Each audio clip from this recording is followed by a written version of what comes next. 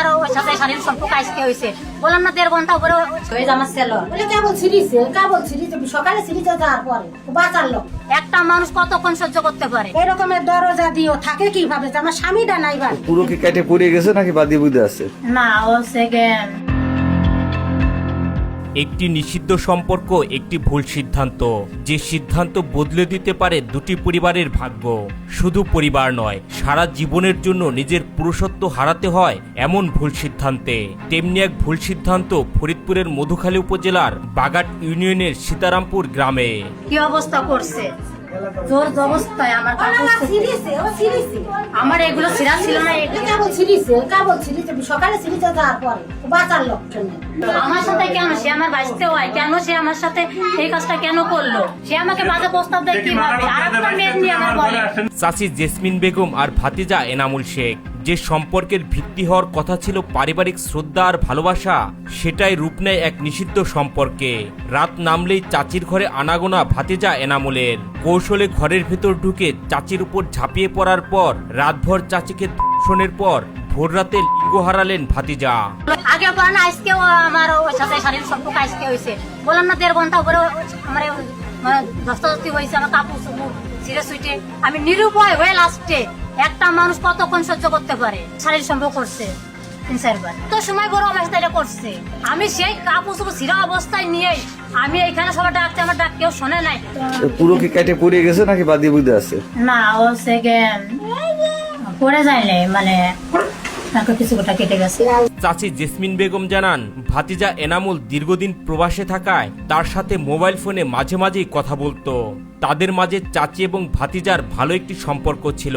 বেশ কিছুদিন পূর্বে এনামুল বিদেশ থেকে দেশে ফেরেন, আর তার স্বামী প্রবাসে থাকায় ভাতিজা দেশে ফিরে বিভিন্ন সময় তাকে খারাপ প্রস্তাব দিতেন। যেহেতু সে আমার বাঁচতে লাগে, আপন বাঁচতে, সে ফোন দিয়ে কথা বলতেই পারে, তা আমাদের ভালোটা সম্পর্ক।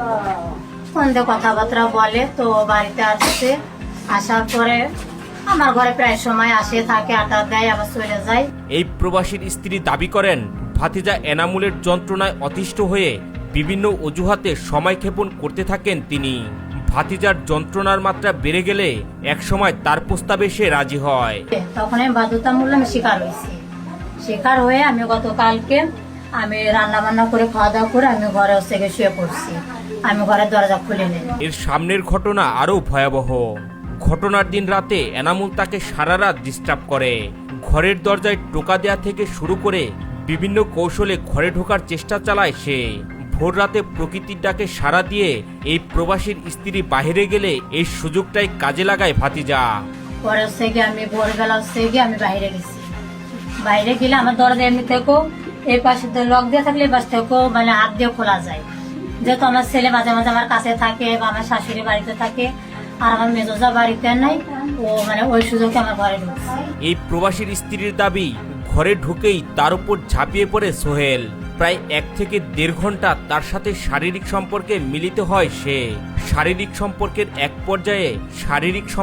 এক পর্যায়ে ভাতিজার নুরু চেপে ধরে কেটে দেয় এই প্রবাসীর স্ত্রী। ঢুকেও আমার সাথে শারীরিক সম্পর্ক করছে, 1-1.5 ঘন্টা ভরেও আমার সাথে কাজটা করছে। পরে আমি নিরুপায় হয়ে আমার হাতের কাছে মানে শীতে ছিল, পরে দিয়ে আমি ওইটা চাইপা ধরছি। তবে প্রতিবেশীরা জানান ভিন্ন কথা। তারা বলেন, এই প্রবাসীর স্ত্রী যদি এনামুলকে সায় না দিত তাহলে সে কখনোই তার ঘরে প্রবেশ করতে পারত না। ইচ্ছাকৃতভাবে এই ঘটনা ঘটানো হয়েছে বলে দাবি করেন তারা।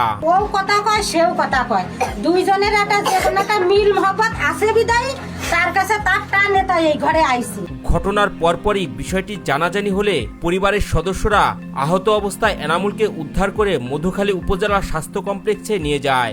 আপনি তো নালিশও দিতে পারতেন, এইভাবে একজনের জীবন এইভাবে আমি নালিশটা দিব কার কাছে?